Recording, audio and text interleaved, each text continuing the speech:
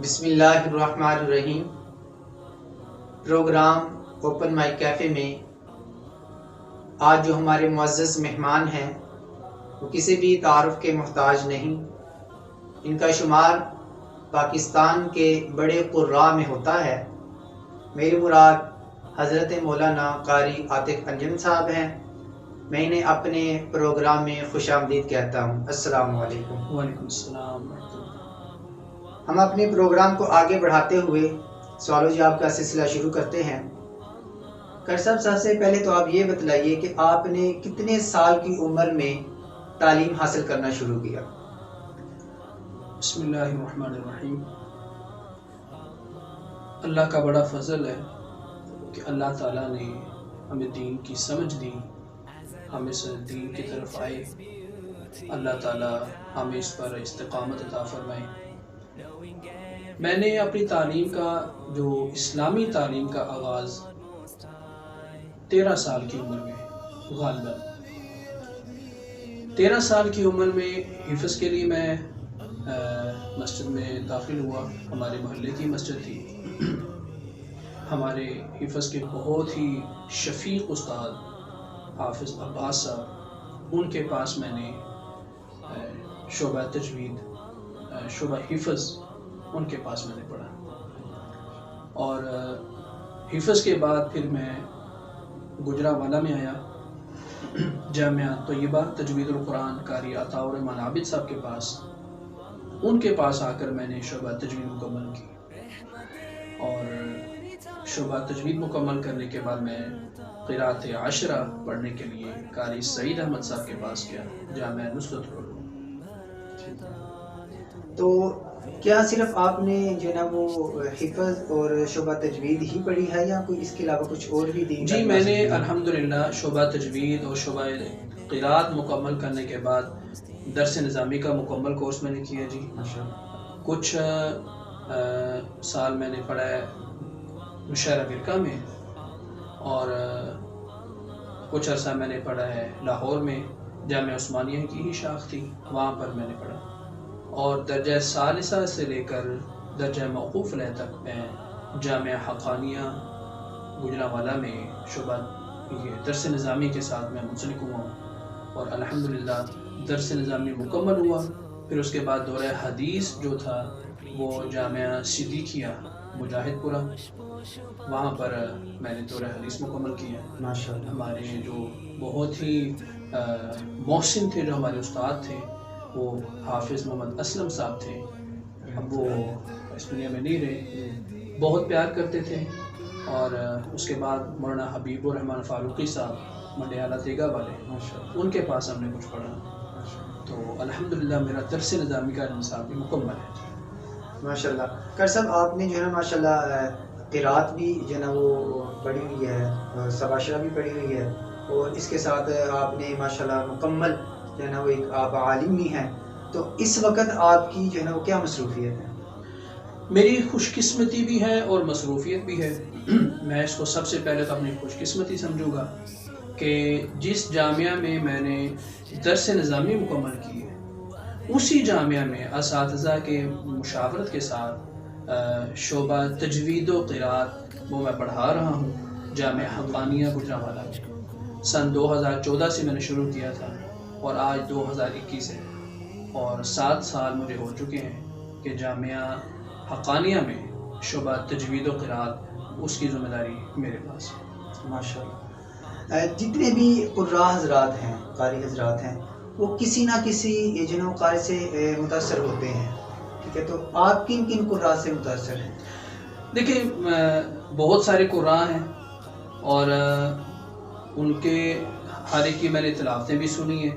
میں جو مشق ہوتا ہے، جس کو ہم ترتیل کہتے ہیں، تلاوت کہتے ہیں، وہ تو میں اپنے استاد حضرت قاری عطاء الرحمن عابد صاحب متظر العالی، ان سے زیادہ متاثر ہوں۔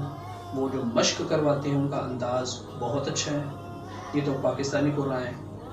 اور مصری قراء میں سے شیخ عبد الفتاح داروتی ہیں، وہ میرے فیورٹ ہیں، اور شیخ شہاد انور فوت ہو چکے ہیں، اور شیخ متولی اور شیخ مصطفیٰ اسماعیل یہ مصری قرآن ہے، یہ میرے پسندیدہ ہے اور یہ مشق میں میرے فیوریٹ ہیں.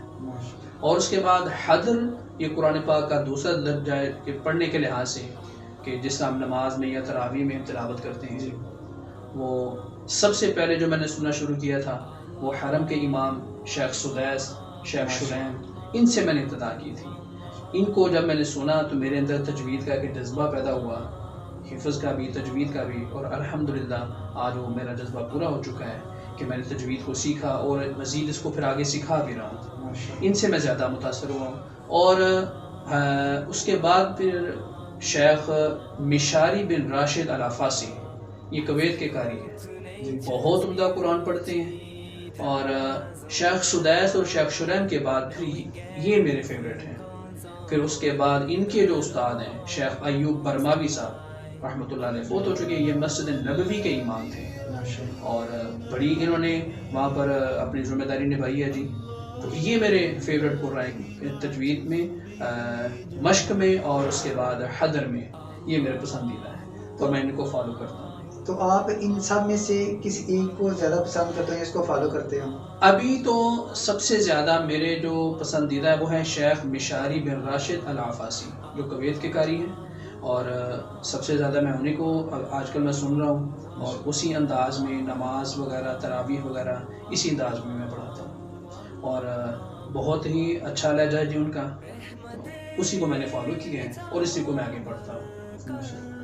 آپ اس تقریباً 7 سال سے جامعہ حقانیہ گوجرانوالہ میں پڑھا رہے ہیں، تو آپ نے شعبہ تجوید کے اندر کون سی ایسی نئی چیز جو ہے نا وہ آپ نے ایڈ کی ہے کہ جو ہمارے حفاظ کرام ہیں وہ آپ کے پاس تجوید پڑھنے کے لیے آئیں اور ان کو متاثر کر سکے وہ چیز کہ وہ مشغول ہو سکیں؟ یہ تجوید کا سلسلہ ایسا ہے کہ بچوں کو سب سے پہلے اس کی اہمیت بتلانی چاہیے جی. اور ظاہری بات ہے ہر جامعہ والے شعبہ تجوید کی اہمیت بتلا کر بچوں کو اپنے پاس بلاتے ہیں.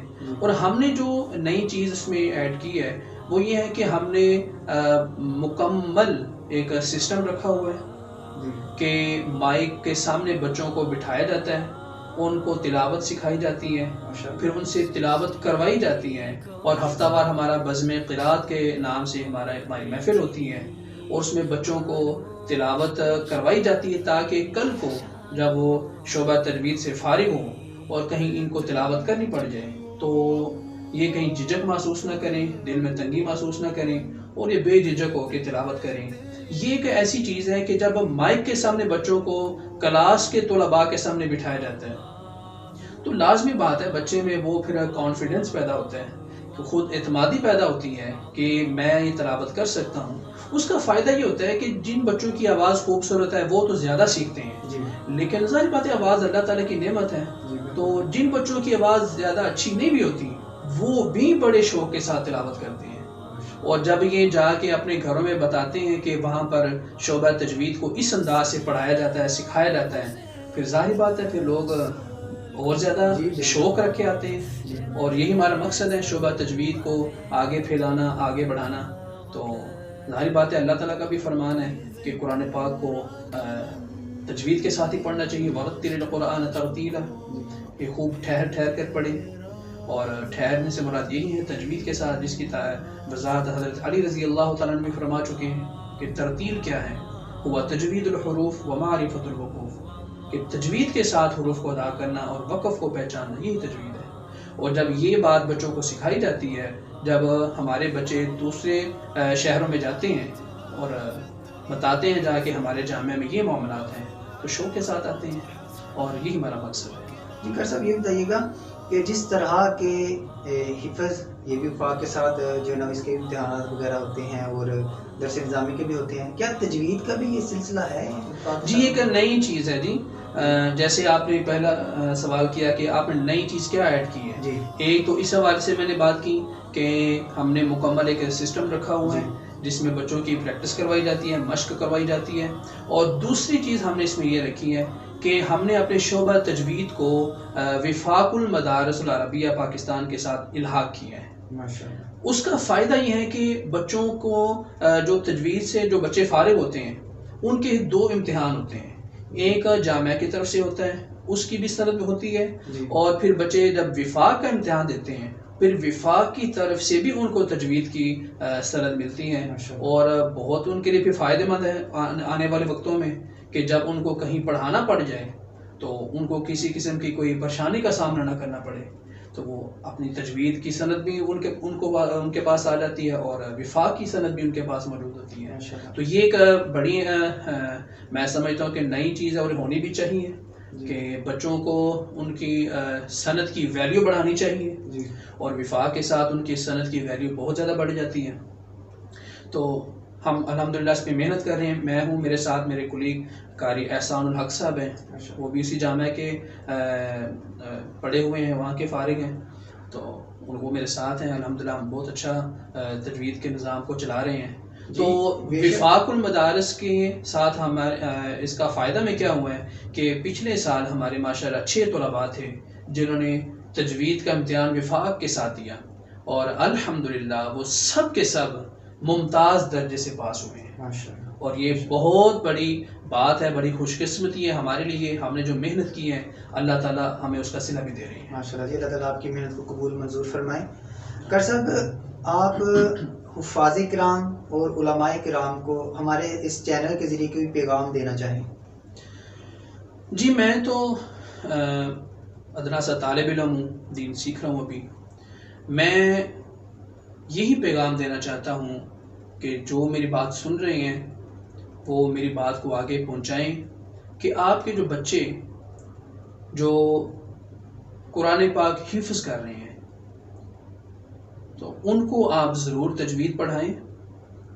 ہماری جماعت جمعیت اشاعت و توحید و سنہ بڑا، اس کے اندر ہمارا ایک مستند ادارہ ہے جامعہ حقانیہ، الحمدللہ میں پوری محنت کے ساتھ اللہ تعالیٰ کی توفیق کے ساتھ بچوں کو میں پڑھا رہا ہوں، تو اپنے بچوں کو تجوید ضرور پڑھائیں، کیونکہ اللہ تعالیٰ بھی قرآن پاک میں فرماتے ہیں وَرَتِّلِ الْقُرْآنَ تَرْتِيلًا، اور آپ صلی اللہ علیہ وسلم نے فرمایا ان اللہ یحب ان یقرأ القرآن کما انزل، اللہ تعالیٰ کو یہی پسند ہے کہ قرآن پاک جیسے نازل ہوا اسی طرح پڑھا جائے۔